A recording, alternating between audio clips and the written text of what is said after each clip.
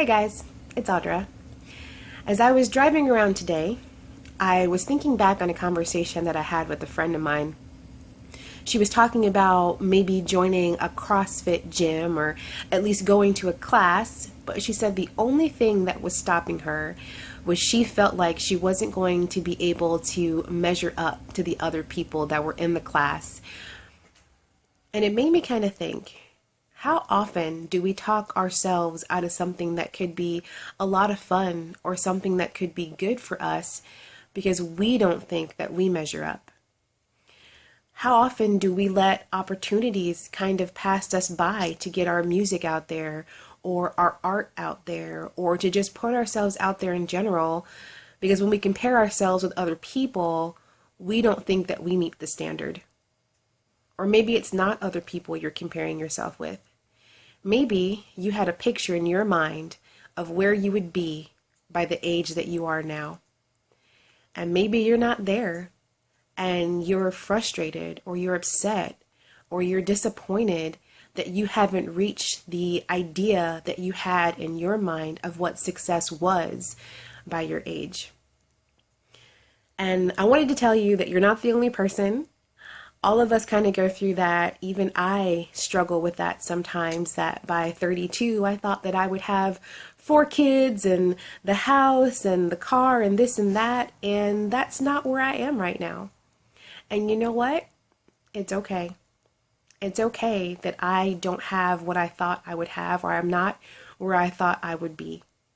So I kind of wanted to give you guys 5 little points to encourage you and to remind you that it's pointless to compare yourselves with other people or to try to see if you measure up against this invisible standard.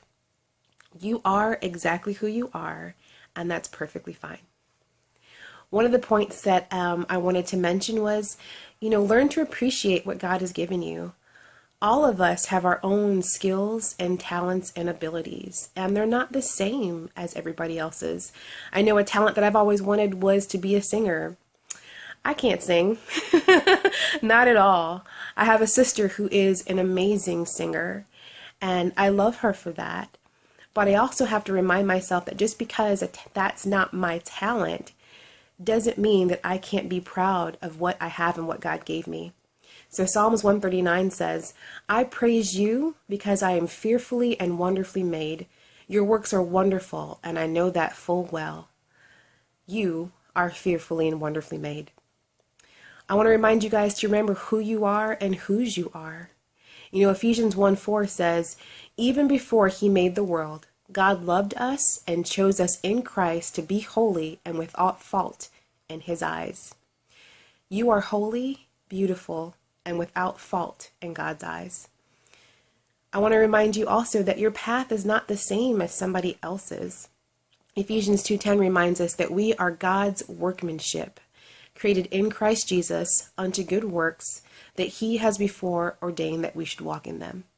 He has a set path for you to walk, and it's not always going to look like the other paths that people around you are on, and that's okay too. I want to remind you guys to be thankful. Hebrews 13:5 says, don't love money.